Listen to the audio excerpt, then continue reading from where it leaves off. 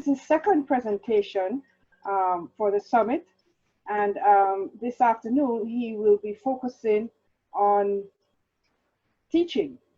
Okay, he is a senior instructional designer, adjunct faculty at the University of Central Florida. He was born in Jamaica and migrated to the United Kingdom in 2001. He currently resides in the United States and has worked in education for over 20 years and has international experience, having taught in the Caribbean, England, and the USA. Dr. Jowallah draws from his life experiences and the experiences of others to stimulate thoughtful and engaging conversations designed to enhance education, inclusion, and culture. His qualifications includes a Bachelor of Science degree, Open University England, focusing on psychology, a Master's of Education, Open University England, focus on special needs and inclusion in education equality, and an education doctorate from the University of Sheffield in England, focusing on language and literacy in education. The session this afternoon was centered on developing your teaching online persona.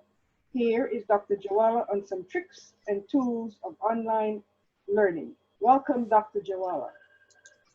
Thank you so much. I'm about to do a check at this point in time and share my screen. Let me see if I'm sharing the right one. At this point, I'll share, and I'm practically at the right one. So I'm doing an audio check. Everyone is hearing me at this point in time? Yes. All right. Thank you so much. Thanks, moderator, for that introduction.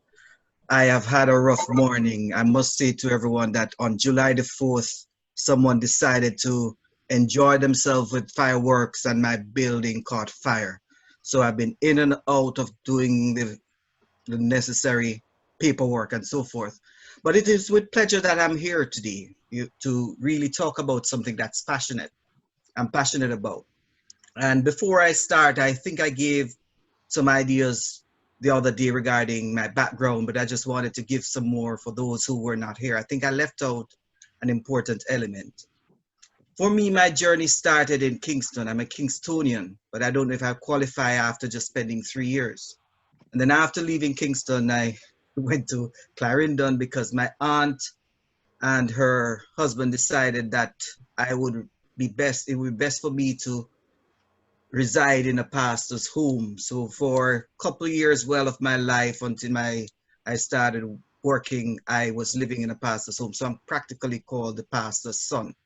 You know, the pastor's son is always an example in the society, and pastor's son is always doing things that are right. So you know what I'm saying? They always is the opposite, I know. But I've been blessed to have 2 mothers and 1 father. And eventually I went to Teachers College, and that was Bethlehem Teachers College, now Bethlehem Moravian College.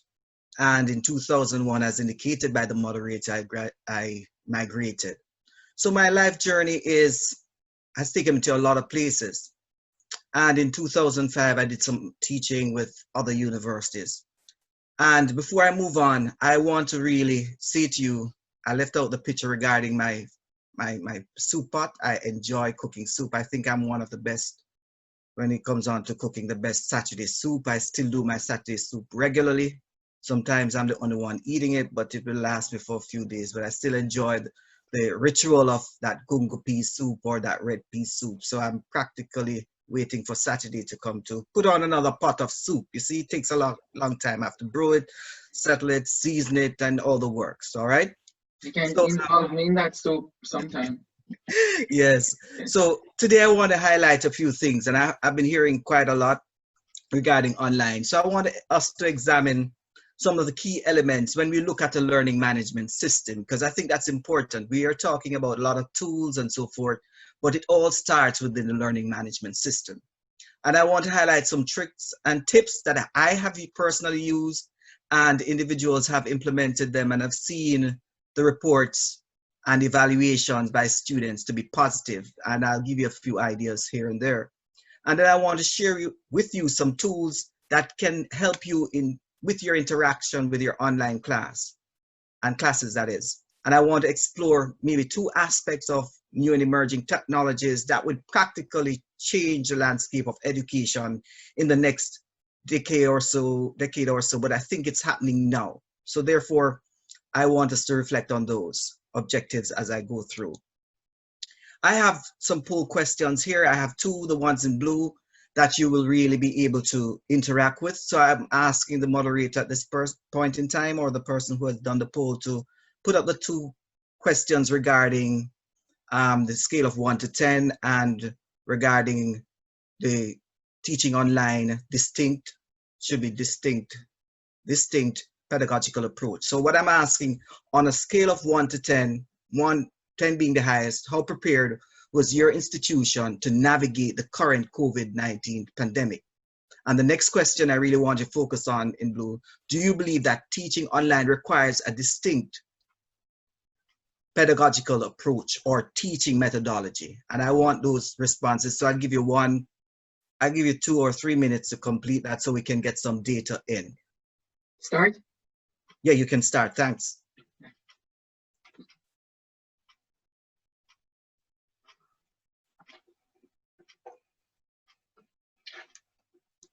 So participants, you can start responding. You can start yeah, you can start responding.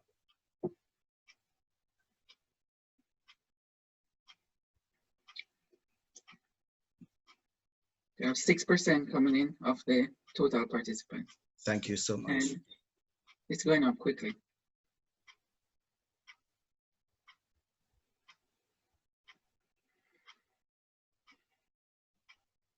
%.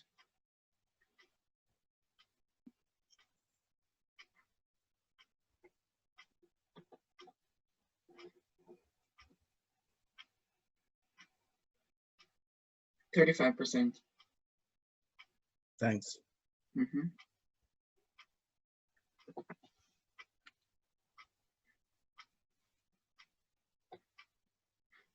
1 minute. Good. 40%. And if you're finished, then you can just answer the two top ones in your head at this point in time, how it has affected you within your role as a teacher, administrator, or student, and what was your most challenging issue that you had.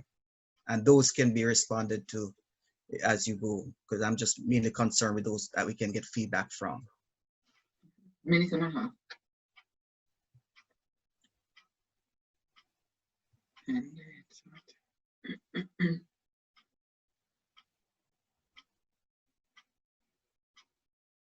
48%. All right, we'll keep that rolling in a bit so we can get a little more. That would be nice, because that is going to set the frame for our discussion as we go through too.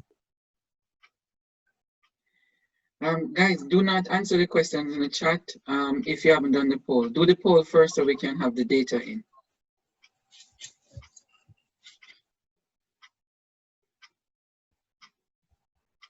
%.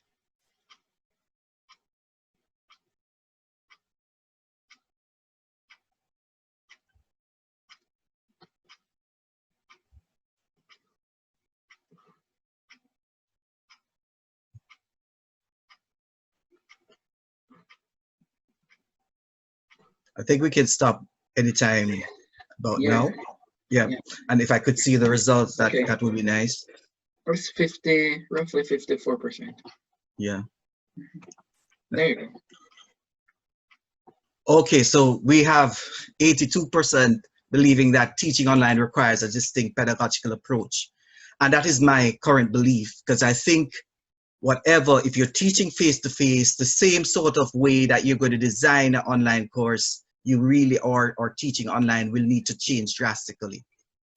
And I can see on a scale of 1 to 5 being the highest, how prepared were you? So I realized that 31% believe that it was very difficult. And of course, we had 20% saying that it was somewhat difficult too. So I mean, we see that we went through a lot of changes in that time, and that is established because we know in higher education and everywhere across the globe, we experience practically a crisis. And as a social worker will tell you, if you don't address a crisis, it becomes a problem. So we know that presently there is a distinct pedagogical approach for teaching online, and there's also a need to address this. How quick could teachers have responded was another issue. And I think in the Caribbean, we did well. And I'll highlight some of the practices that I noticed. So therefore, we can establish that the reality for many teachers who have never taught online, the COVID-19 pandemic created a crisis. The reality is that teaching online requires planning, it requires development, and it requires also effective delivery of content within a virtual space. So we can't run away from that because we have to now develop that content in the virtual space. Furthermore, when we look at moving online, we have to understand that a face-to-face format requires a change in mindset if you are to deliver effectively online. So therefore, you have to consider how you're going to digitize that content that you had in that book or whatever to put it online. And you have to also ensure that students are engaged. And these are critical elements that need to be addressed. So in summary, I would say at this point that there are steps that must be considered if you are new to online to ensure that learning vessel is kept afloat. Because I'm telling you, I've seen people getting it wrong, because the reality, if the current learning that takes place online is not done in a pedagogical format that is engaging and motivating, then we are going to have a further crisis within our teaching and learning. And that is what we want to try to avoid. So I will focus today, as I set the landscape, on a few elements that you can consider to incorporate as you go forward. Some of this you might have heard before, but every day I've said to myself, I'm yet to see the perfect course. I do teach online and my course is not perfect because I'm not a perfect person, you know? So I'm saying, take a little thing out of this. So therefore, it starts because the crisis starts because we did not have a learning management system. Many institutions did not. So therefore, let's look at some of the key components necessary to conceptualize any learning, whether it be remotely or online, because you must have a learning management system. So what exactly, you may ask, is a learning management system?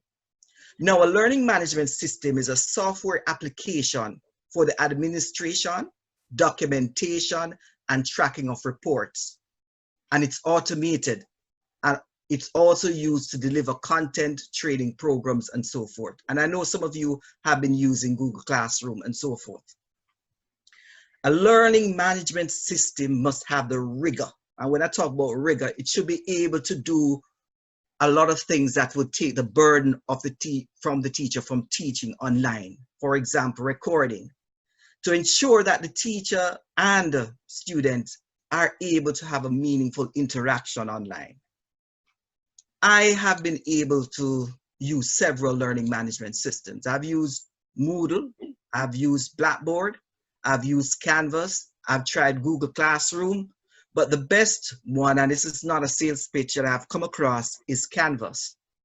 I like Canvas because they have done a lot of research and they're proactive and it's a paid for service, but it allows its teachers and students to really interact well. I want us to explore now some of the key factors or features that I would recommend for any learning management system. So therefore, if you're using anything at this point in time, it should have at least one or two elements or all of the elements that I will mention at this point. But remember, I'm saying this in the context, I know in the Caribbean, we do not have the resources, but we use what we can within the context of understanding what the possibilities are. So content management. A learning management system should be able to allow the teacher to develop that content and deliver that content in a meaningful way. All right, so that's one thing. Another system is the integration and capacity of integration and of tools. And what do I mean by that? If, for example, when we at the University of Central Florida started using Zoom, we were able to embed Zoom into the learning management system. So individuals would just click on the button, no need to sign up because they're already in the class and access their Zoom class. However, we had to go through a lot of training. Students had access to that software. So Zoom, along with our institution, collaborated to ensure that there was smooth transition to use the tool. So therefore, the aim of this is really to help the integration. So you want a learning management system or any system you're using to be able to integrate. Another thing that I pondered about as the COVID crisis moved on was the capacity of a learning management system to handle assessments. And why do I say this? I distinctly remember the Caribbean CXC debate regarding examinations, and I'm saying to myself, if we were proactive in understanding the capacity of what could be done, we would have, CXC or the governments across the Caribbean would have created a sort of system where you could have centers, and from these centers you could have assessments. At UCF, where I work at presently, we can integrate proctoring, online proctoring, where students will be videotaped while taking an exam. As a matter of fact, I'll tell you there, I got one that I was scared about the other day. It's called Guardian, I think it was called Guardian, but that device or that application that was integrated in the learning management system was able to even detect if you were on a mobile phone, although they could use the pin to find out where you are or if you're using your device. So while it had the cameras, it also had technology that was able to pick up on these things. So they would lock down what you call your browser, you could move further. So another point I want to mention is if you're using a learning management system, it should be designed to allow everyone to have access. Meaning, when I talk about access, I'm talking about regardless of the learner's ability or disability to be exact. You want a learning management system that would allow the application, for example, screen readers. So therefore, if someone goes into a course and goes onto that learning management system, there should be application that can interface with the content to do the screen reading for that individual. And within that context too, you have to think about accessibility as it relates to individuals who have various disabilities. For example, it could be hearing also. So you have to consider how are you going to deliver that content. So if you are using a video, you'd have to decide, you know what, to be inclusive, I have to make sure that I have the transcript for that video, because in the United States, there are laws governing these things. And if a student is not given the required support, there can be litigation taking place. What I also realized that as we move forward, we might not have the capacity, but I do hope and pray that governments will come together to have a centralized system that can support any learning management system that is selected. So therefore, by cost sharing, you can reduce the cost and you can practically have a central support system. And I think that more than ever, we need that now. Because what the COVID crisis has practically taught us is that we can no longer say, you know what, I am skilled at teaching face-to-face. You have to say that you can teach within various modalities. And these could include face-to-face, it could be online or blended approach. So you need to be really skilled in that area.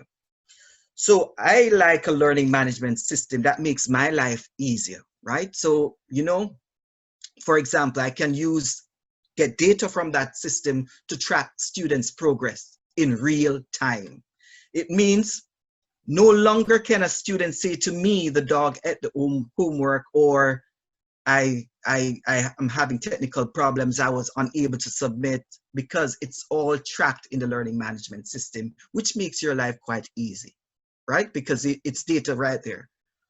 I use the learning management system in such a way that I am able to send students out. If I am teaching roughly 35 students and 5 did not submit, I don't need to write everyone. I just send a message, and it's called in Canvas, it's called message student who. And I'll say, there, I realize you have not submitted today. I'm really concerned because you make sure you put this sort of language in. Let me know what I can do to help. And I send it out. And some students will say, wow, he responded to me. Yes, because that's important. So you need that tracking data to help you navigate, because I think that's important. And of course, we can see where we need a learning management system that allows for the communication in real time as well as delayed time.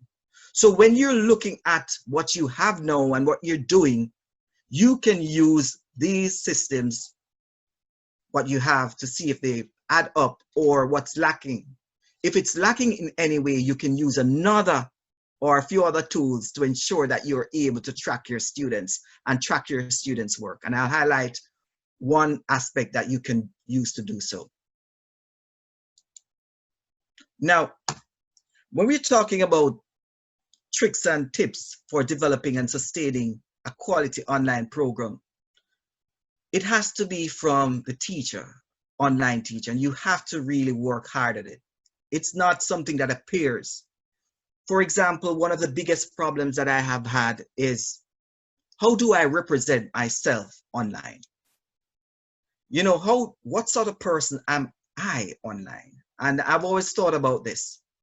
Here we see in this cartoon, I'm leaving you, Gerald, for your online you. So therefore, there's something there. How do you behave face-to-face and how do you behave online? Are they two different things? Are you two different persons at the same time? Many teachers will struggle to bring their personality online. So therefore, you have to develop strategies and tricks and tips to do so. Because some will say, you know, I love the interaction with my students. But I would say to you, as someone pointed out earlier, you can use Zoom and other things just to create that persona and that personality. Because I think personality has a lot to do with teaching. I've always said, teaching is like you're on a stage. You have to perform for half an hour or so, and then you're so tired, you get relieved and you come back again. So what I'm saying is you have to believe that you can replicate that interaction online, and I think it's possible.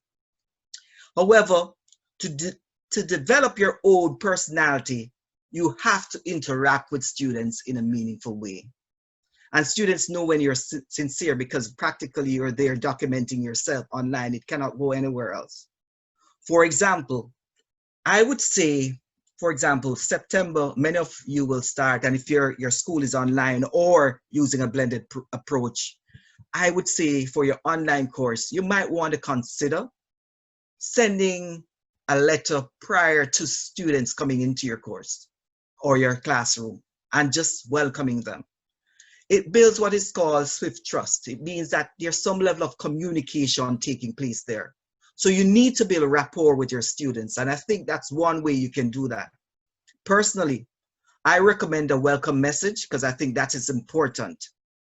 This sort of welcome message can be done in video form. And of course, it allows you to start off well. And I think that's important. You cannot say you're not going to develop your online personality. You need to really try to develop that one. Course management. Course management. In your classroom, you would normally manage your classroom. In an online course, tip, you have to learn to manage your course. And when you're talking about managing your course, I'm talking about how you're going to structure your course, how you're going to develop your course. The issue of dumping material into a course should be avoided because it just creates harm.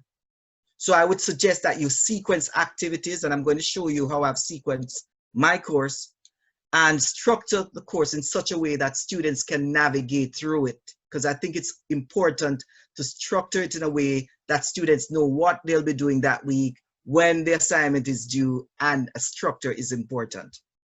So if we can structure a course, the first battle is won, because that's a sign of a quality course. Here I'm showing a screenshot of my course. So it's an African American Studies, and on my landing page I have start here.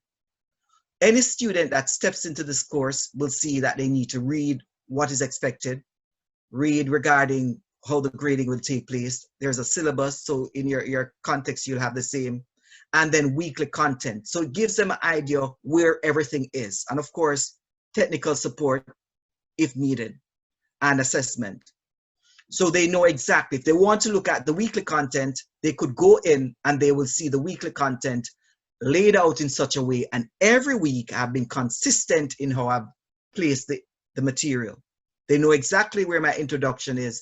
They know what they'll be doing. So they have the directions. So every block I have that, and I'm able to navigate that. And students love structure. I don't want to be searching for something on my own side and can't find it. It helps you as the teacher, and it also helps the student. So we have to think about that aspect.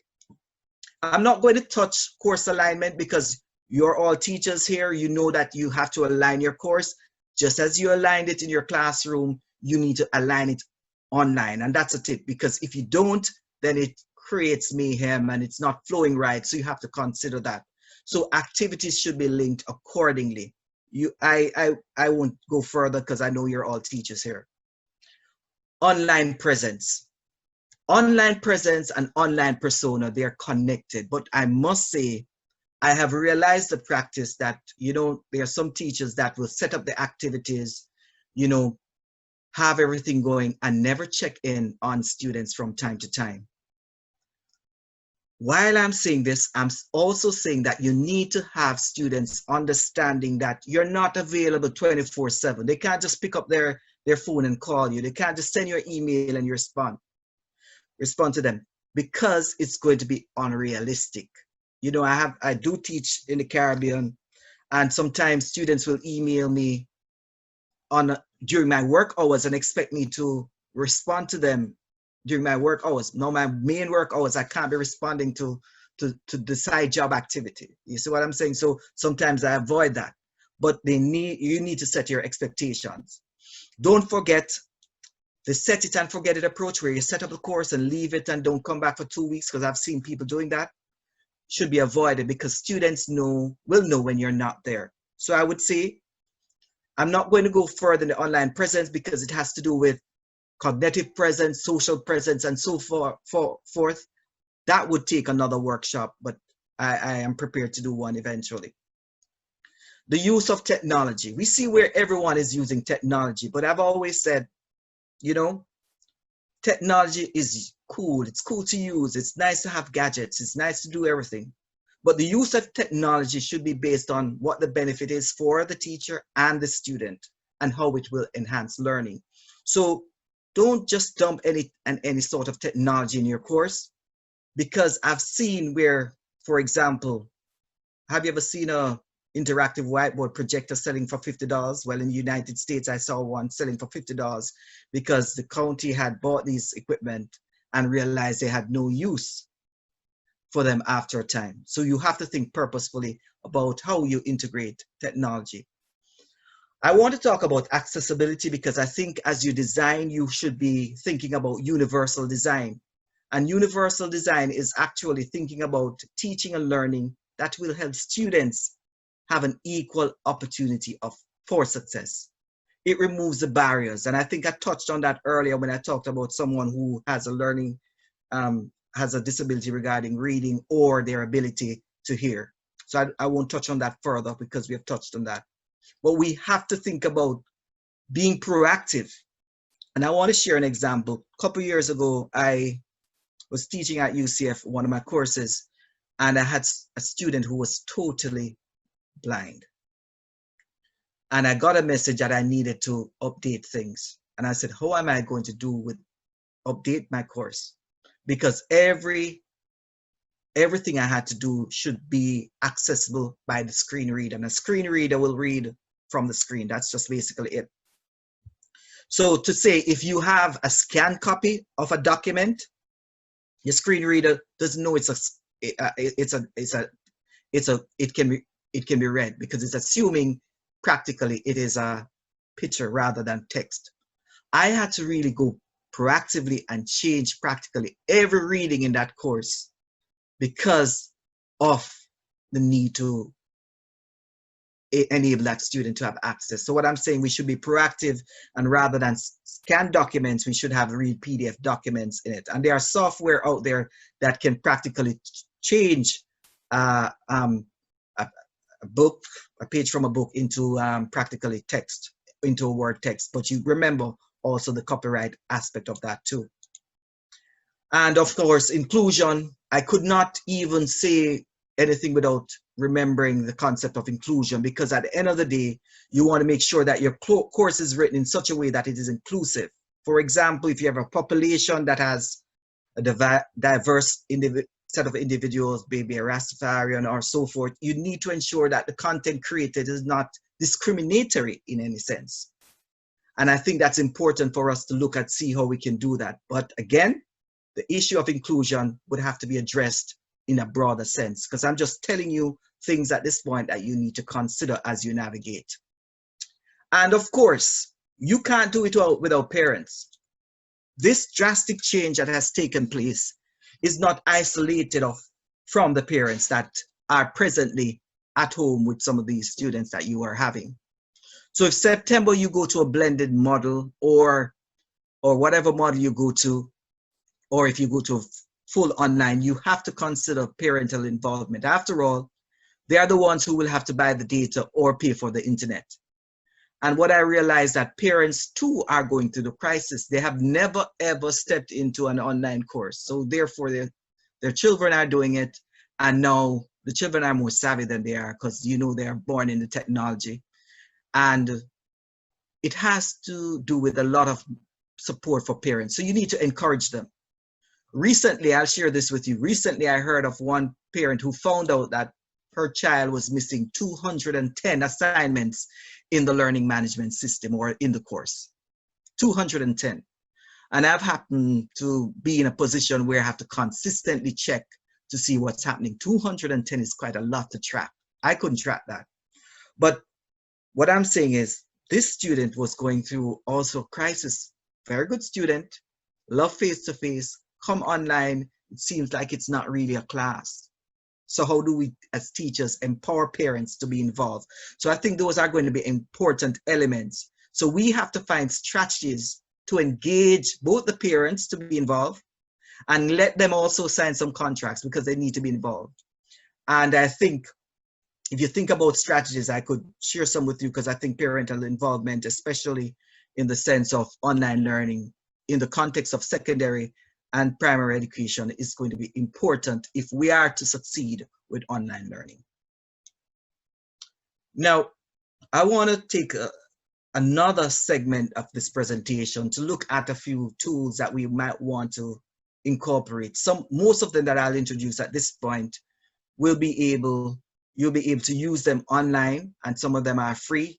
Most of them are free, and you can practically use them to interact. So I think those are important things for us to look at. Now, Voicethread is a collaborative multimedia slideshow, and it holds images. And what can happen is that the students around you can practically interact. Rather than having just the text, they can interact with videos and so forth. Another one that I love, and I'm going to show you a bit more on, is ThingLink. And I love this application because it's free, and you can create your own digital friendly environment and provide users the ability to interact with images and so forth, and using hotspots. So I think that's wonderful, and I'll highlight that also. And Google is wonderful. And why I say it's wonderful, because recently I've used Google to create a quiz, and you can use Google to create the quiz. Google will practically set up, if you do it correctly, will set up the marking system for you, and then you could just mark remotely, give a grade, and it could go into a Excel sheet. That's a possibility. There are so many things with Google. You can use a Google Doc to create a collaborative tool for your students to interact. So don't forget about the Google software that they have and the different sort of applications they have, because I think you can use them, and other students can have accounts too that they can interact. Where there's a security issue, I think it's important to consider these elements within the context of your institution, because using applications external to your school could be an issue. And of course, WhatsApp. I can see many Jamaicans using WhatsApp because I think it's a wonderful tool. In the United States, not many people knew about it.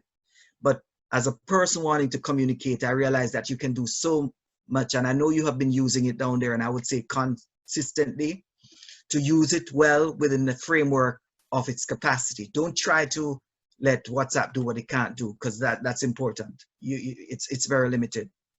Another thing that I see and I want to highlight in this presentation, is virtual reality, and I'll touch on that further in this presentation.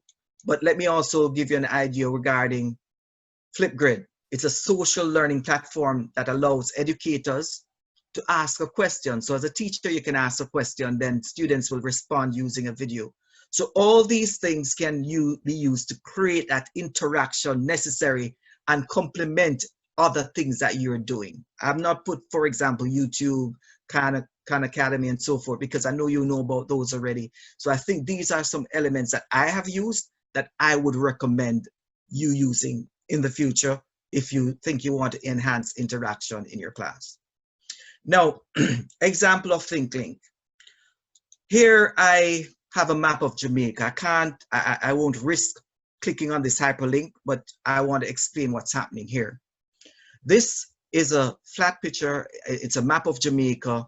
And what happens here is that each of these icons here have a picture, or it will have a video or music. As a matter of fact, I think if I'm not incorrect, this might have been Eric Donaldson, Cheerio, Cheerio Baby. Please do not feel offended if that's not the right song. It should have been a festival song, I think. And then this was a video regarding how Jamaica was occupied in its early days. And of course, some lovely pictures that students could interact with. I could ask a question, and anytime the student wanted to interact, they would click on the icon would pop up. If it's a video, it would play. If it's a music, it would play. And if there are so many things that you can do with it. So what I want you to think about is using this software. You can see the use for history, social studies, religious education, and other major subjects. This is a free application. All you would need to do is to apply your map or whatever artifact you're using and populate it.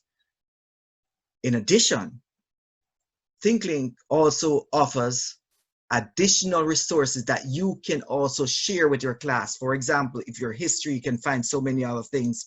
I think science is also there. So there's a lot of stuff that you can get from that.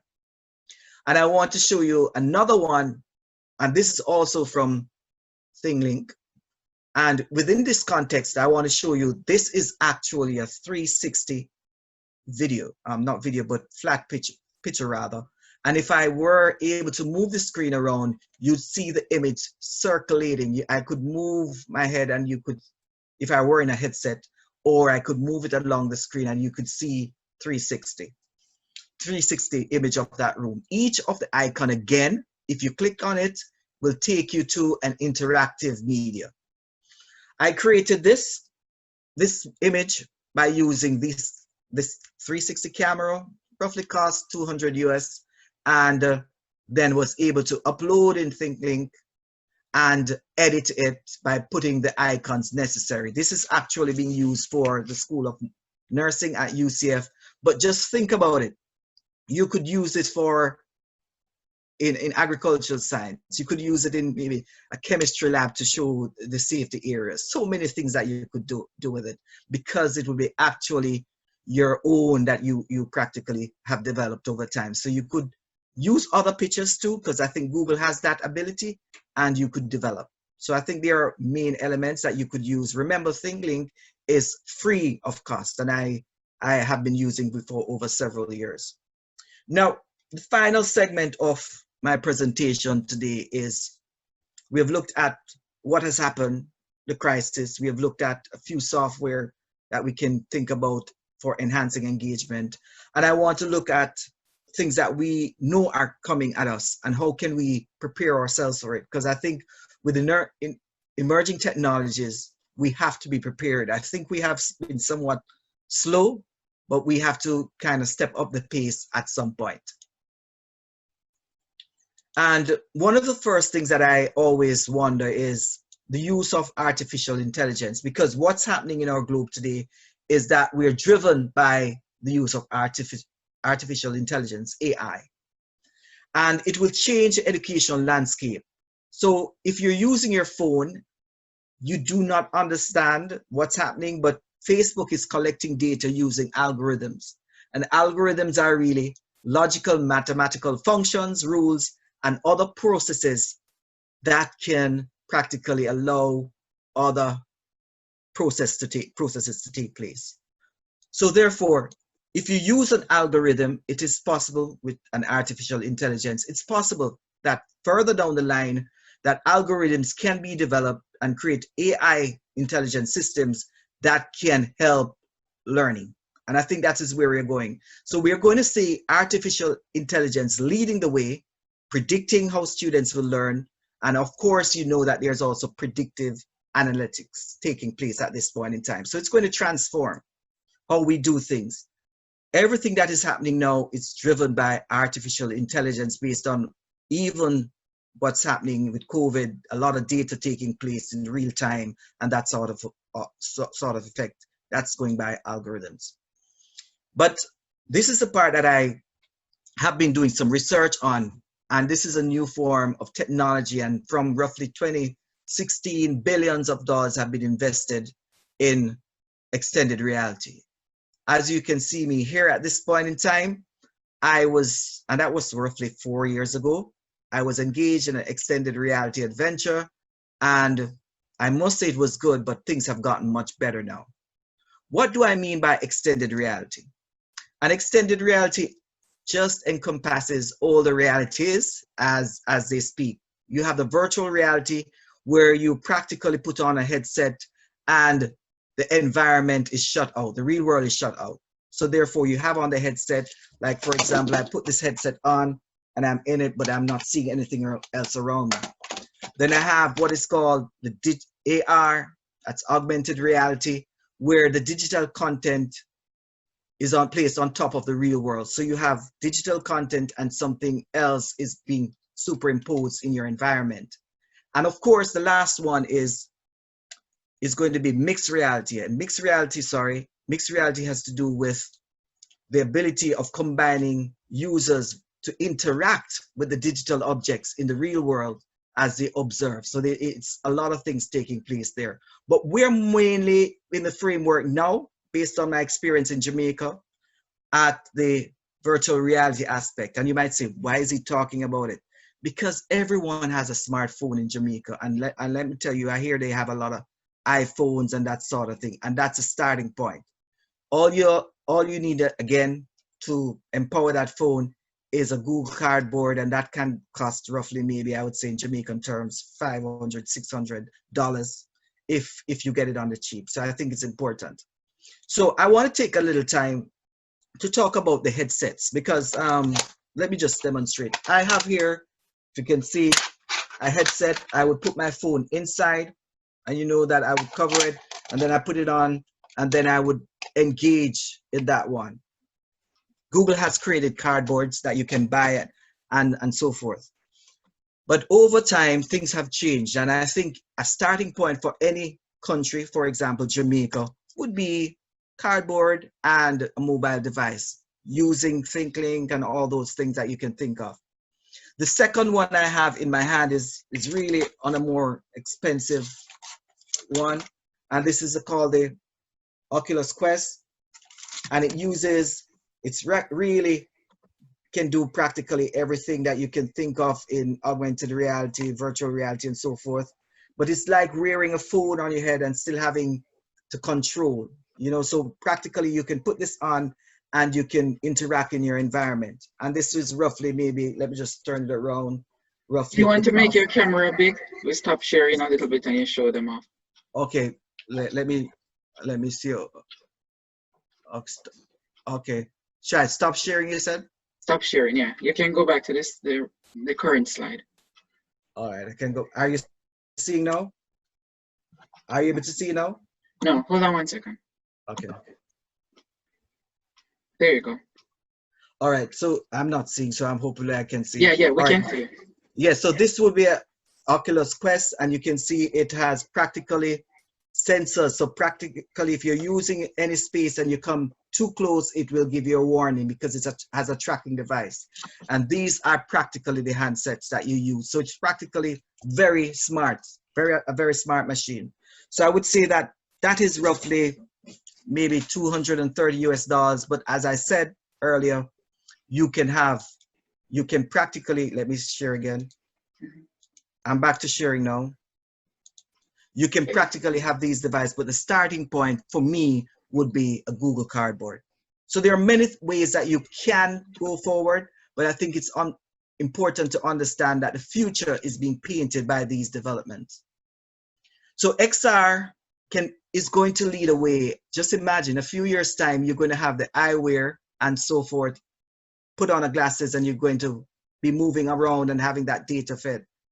Google Glasses created that, but I think it's coming back again because that was not developed as much as it is being developed now. So therefore, it's going to increase the content design of teaching and learning. It's going to create more learning communities where students in, for example, Japan can be communicating with children in Jamaica and learning in that virtual space. The reality is it's going to transform online teaching and learning. And it's happening right across the globe now because many places were unable to do labs. And what they have virtual labs now that you pay people to access and you can do your lab work, whether it be a chemistry lab, you can work online and still have, it's not really like the tools holding in your hand, but you can do your mixing of chemicals and so forth. So therefore, we're going to have a greater reliance on the use of technology, and this is going to shape how we see the future. And I'm saying at this point, COVID is forcing a lot of these things to happen faster than expected. Now, as I go forward, I must tell you that there are limitations. I'm not going to hesitate. And in our Jamaican context and Caribbean context, there are limitations. What I've realized over the time is that the technology has gone so advanced and not much consideration has given to the technological divide, where you have to think who will be able to access, because technology is not neutral. Who will be able to have access to the resources? In 2016, I brought some Google Cardboard to a school and I gave them out. I bought them and it was wonderful because the students did not experience that. And I thought about it, but I'm saying to myself, it was a starting point. Because why did it? Because Google had gone around the globe and had given various countries the experience, but Jamaica was not included. And I felt we needed to have that experience. So we hope that we can give students that experience. However, we have to consider the ethics too, because when individuals are using virtual reality, extended reality, we have to think about how the data is going to be collected, privacy issues. How are we going to scale this in our school? Because do we have enough mobile phones in the classroom to push that, or will we need other devices? How will be the quality? How will the quality of the experience? Because virtual reality is immersive. Can students handle this sort of thing? Because, you know, and there are ethical things. When I talk about immersion, I'm thinking about, you know, you could feel like you're right there and it's happening to you. You're about to fall. How would that be handled? And I think a lot of work is being done by University of Sheffield in England regarding this sort of movement. And you have to think about accessibility. How will students who have disabilities, so for example, virtual reality is not there in relation to how it will address individuals who are visually impaired or auditory impaired or have a missing limb. So we have to think about these things. So while these technologies have been developed and continue to be developed, we really have to consider the current limitations. And I see in our Jamaican context, we need to set a baseline. I saw where there was a big problem with tablets coming in. And I think we should be able to have those tablets that could have done augmented reality. That's a starting point. So we have to think about how we create the policy to ensure that no child is left behind as the technology improves over a period of time, because we don't want our children to be left behind. We want them to use the technology. And in wrapping up, I would say to you, I have created several, over 20 articles, and someone indicated that they have mentioned some good practices regarding the use of various tools. I do have several here. For example, the third in line from your left, I know it's not your right, talks about using synchronous tools, and that would go for Zoom. I did the one with remote teaching and learning via WhatsApp based on a friend and myself having a communication regarding how was learning taking place in Jamaica, and a few others. So I think this is a starting point. There are roughly 20 articles, and you can get these articles free. Download the infographics of all of them if you're required, and just share them, because I think it's important to contribute in such a way that you understand that the process of teaching and learning online and remotely is not a one-man show, but will require us to work collaboratively in ensuring that we have access to resources. And I would say to you at this point in time, see this as an opportunity for change, an opportunity that you will grow, because no longer you will have to teach in one modality, but you have to be an expert. So my thought is, what if 5 years down the line, all the internet went back down or something? What would we do to come back fully face-to-face? So you have to be an expert in both modalities. I'll pause for now and stop sharing my screen so I can see your questions if you have any.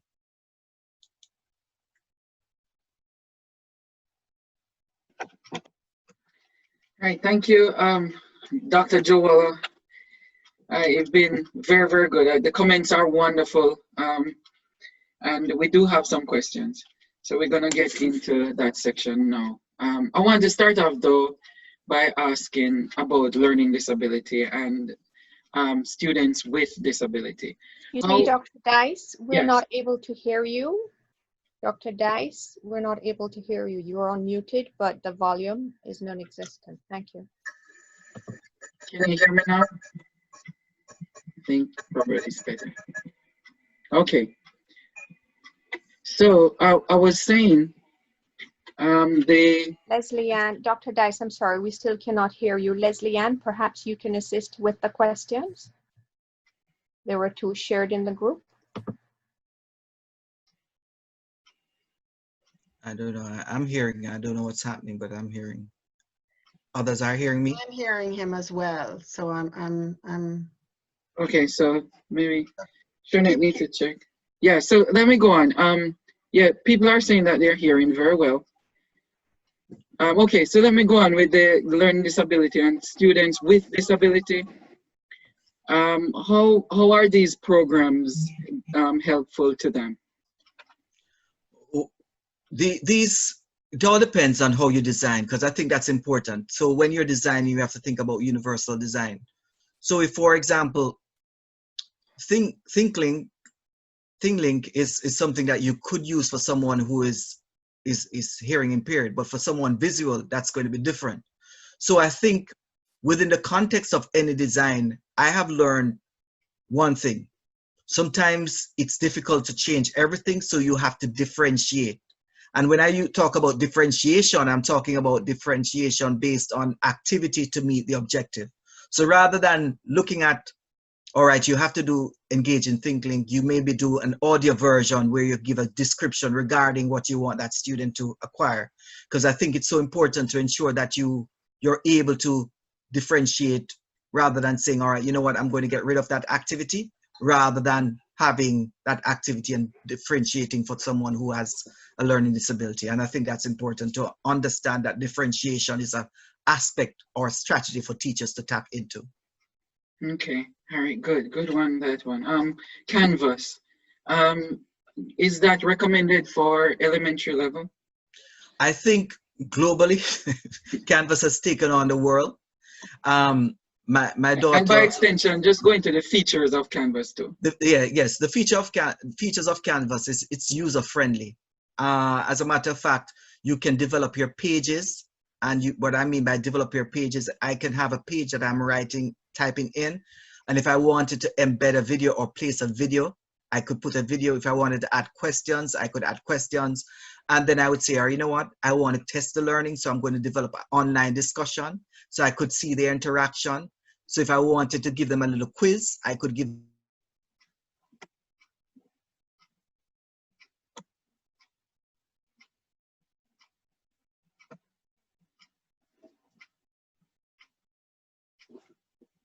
because it takes a lot of time. And sometimes what I like about Canvas is that it allows, you get a lot of support from the team. A lot of individuals here, for example, Florida, they have moved across to Canvas, you know, because of its user friendliness, and it's consistently upgraded from time to time.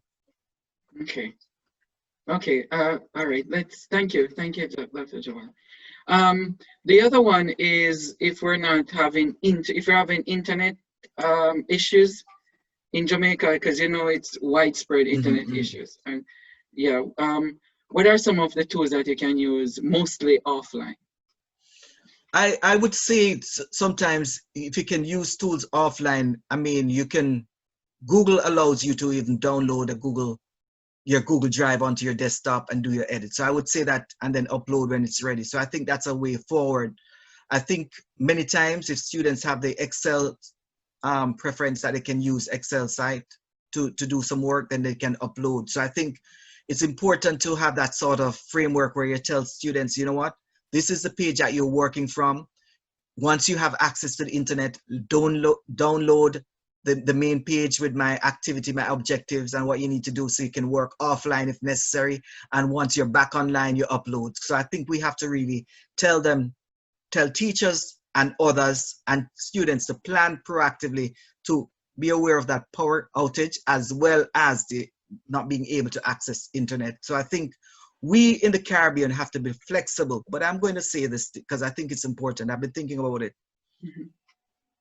Teachers and schools can't do it. We need the corporations and we need government agencies to come together to say, you know what, rather than, you know what, I need to buy data over, rather than having the choice to buy data or food, they should not have that choice. You understand? A provision should take place to allow that they're given data to access, because this is truly a life-changing event and we don't want our Jamaican students to be left behind. So we need a collaborative approach in addressing this issue when it comes on to data and learning and online or offline. Yeah, I totally endorse that. I've been saying it too. Last week I was on Power 106, Dervin Malcolm's show, and I was saying it too, that the telecommunication companies in Jamaica, they need to increase the bandwidth. And I'm saying it again because they do need to increase it. There's no way forward unless they increase it. And they're just sabotaging, if you will, educationally the future and also the present learning of students. They really need to increase it. Thank you, Dr. Jowallah. We have another one, Mr. Miller, Javon Miller. State your question or comment, please. Okay. Hi, everyone. Great presentation. I was jumping for joy with the XR. I would like you to know that there are people here, or currently we have a studio that is working on that technology, augmented reality and virtual reality, and having augmented reality be placed on phones that aren't necessarily, weren't built for augmented reality. So that's something that's coming hopefully soon within the next 6 months. Excellent, excellent. Right. The thing that we're having a problem with, or a question that I'm posing, when it comes on to augmented reality and virtual reality, it's very hard. One of the reasons why we're funded is because it's very hard to find tailored content for our market, right? Extremely tailored content. So that's what we're doing now. The problem is that, one teacher teaches one way and another teacher teaches another way. So I'm asking your views on what do you think it is? Do you think it would be beneficial to just have one streamlined resource that teachers can draw from and then, you know, tailor it to their own making? Because what we are trying to do at Polycloud is to transform teachers into facilitators, have children have that interest to learn, and then any question that they might have, ask the teacher so the teacher can facilitate and guide them. So if you could answer that question for me. Yeah, I like to say that building this sort of resource is going to be expensive. So I think a team approach is needed. And when I look at building something, I'm looking at the application across courses and across maybe the curriculum. For example, I went to the School of Medicine the other day at UCF and I saw someone, I was blown away. He created a 3-dimensional interactive tool that can be used in a VR instrument. And it was for training doctors for them to see the energy pattern of the heart. And I'm saying I was blown away. But actually, this could be used in nursing and any other field that requires that information. So when you think about building a sort of engagement, you have to think about how applicable it is across the curriculum. So I'm saying to you at this point in time, when you're developing, you have to see how others can use the equipment or the material that you've created within a framework. So therefore they can use it so it doesn't become dated or it's just relevant to one aspect. But I think you have to think about a team approach in developing any content, because I think it's important. So if it's not only distinct to your department or to your field, I think it should be developed in such a way that you have a central area that all material will be stored and it can be used in different segments of the school or organization. I think there are a lot of stuff coming out now, and there are a lot of people building the content, but I want to tell you the biggest problem I have, and I'm going to say that I'm sorry if we have any gamers. The gamers have taken over education. And when I say take over education, I mean, rather than purposely building educational resources, they think about it as a game. For example, I had to correct someone. We're going to have a VR experience and a game regarding the slave trade. It's not a game, it's an encounter. So you want to have it meaningfully done. So I think, Javan, I think central is a team approach where you have to have engineers coming together. And that's important, computer engineers. You have to have content specialists coming together because you want to design purposefully and you want to ensure that those ethical considerations are given in the design and development process. So just to add to that, but I love the idea of developing content that is able to be applied to different subject areas. Right, and thank you very much. Oh, yeah, thank you, Dr. Dice. I understand what you're saying 100%, but the one issue that I'm having is, one, I am one of those people who transform it into games. So we focus mainly on early childhood education. The one thing that I would say, read the experience thing, I understand, because we're also trying to create that, okay, this is an experience and this is a game. But when we create the experience, they're not really quite interested in it. It has to have some bling or something like that. And the main premise of our thing is to encourage them to want to put on the VR goggles and have this experience, right? So it's really just to create not in the form of a game, but to create unique things in there that would make them want to, okay, let me experience the slave trade because I want to. You know, right? I want to point out, I think, to you, because I'm a critic of VR too. So if the content isn't sharp and engaging and like real life to me, right? It kind of turns me up because I'm expecting more. I mean, some colleagues created something one day and I looked at it and I said, good, I know the concept and I know what they wanted, but because I know what these students are engaged in seeing VR and extended reality to the extent if you don't create that rich environment that they are used to or seen or experienced before, then you might not be getting the full affordances. You know, so what I'm saying is, you know, it will take time and money to develop these things, Javon. So I think it takes time, but you start and get those feedback, because I think as you develop, you need to get the user feedback too, so you can enhance that instrument, because that user feedback is going to be important in designing that sort of interaction that your students will want. So I would say don't leave the students out as you develop, because they are the ones you're designing for, and you need the feedback to enhance what you're doing. Yeah, thank Well, you. Yeah, well, I want to endorse Dr. Jowallah. You'll get to know Javon. Javon is very good at he's developing math game, and I've seen a few very good virtual reality too. He incorporated the standards in there, the math standards. Nice, and nice, it's nice. quite good, very, very good. You'll get a viewing of it one of these days. He's going to partner with some schools, especially in Jamaica first, because he's trying to give back. Yeah, it's very good. I've seen it where they have to solve the problem and then, you know, run around, try. It's very good. Very good. So, all right, let's take one other one here. We're going to have to pack up here this section in a little while. Carol Jump Graham, I think. That's one word in one. It's, hello, can I hear me? It's Jump Graham. Thank you very much for your presentation. I teach in England, and the difference between the children in England and the children in Jamaica, the English children, they have all the resources, but couldn't care less. And I am just thinking of my classes, especially my year 10 class. It's difficult for me to get them to come online. And I've tried every trick in the book that you can think of just to get them to wake up out of their bed to get on. Is there any tips? They're all girls because I teach health and social care and child development.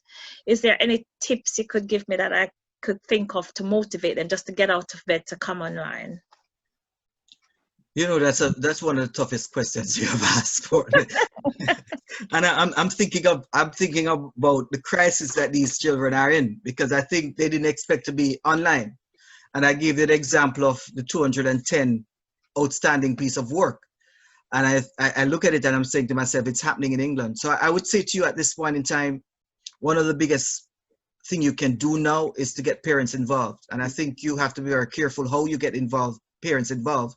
Because I remember one day calling this parent in England and said, you know what, John was good today. I enjoyed him. You know, I just wanted to tell him to do well, continue to work. And the next day I called him. I said, you know, I don't know what happened to John, you know, but he was off. However, another colleague decided to do the same thing without even doing the first phone call. And he got a lot of words in his head, right? So what I'm saying is the parents will need to take a part in these children now have been in a crisis. They would come to school, be more interactive, and you're asking them to do something online, which I think is not important because it's online. So I would say to you at this time, you know, it's not late, but you need to hold them accountable for their actions, as well as inform parents regarding what needs to be done and what coursework needs to be completed before the time, and set firm deadlines. You know, don't be afraid to drop the zeros in when it's necessary. And I would say start with the parents at this point in time, because the parents are going to say to you, have you done your work yet? Because I think parents know they're going through a lot. And at this point in time, I would say start addressing these parents to ensure that they're involved. Because I think parents have a responsibility. You can't enter that house. Normally you would enter your physical classroom and say, John, you need to be doing your work, or Mary, you don't have that capacity. So you need to empower parents to do that at this point in time. Thank you. We have contacted the parents because we have a team of SLA who directly, we give them, like in the days, we go for schools and we give positives and negatives. So those who don't appear, I've had students who have never ever appeared, and not just for me, for other teachers. We contact parents, we send out the work, whatever, and we're still not getting them engaged. They're just not coming on none at all. I think it's a crisis of online, because you see what I'm saying at this point, it takes a transition. This is a crisis. And what I'm saying, it wasn't, they didn't ask for it. Now we are having to convert so many things, and they're not responding because they don't know how at this point in time. You know, they have lost their friends, their lunchtime chats and that sort of thing. Now what they're doing possibly is going to bed late and being on their mobile devices, doing other things. So therefore they're not getting enough rest to wake up in the morning. The structure has been ruined somewhat by this crisis. So I think some information needs to go back home, and we need to kind of really think about other strategies that we can employ, because I know they're getting up late because they're going to bed late. I see that with my daughter, although she's on holiday at this point in time. All right, thank you. Thank you.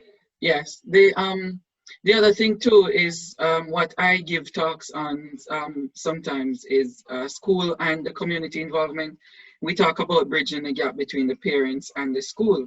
So whatever training you give to students, you give to their parents as well. So they need to be there for those.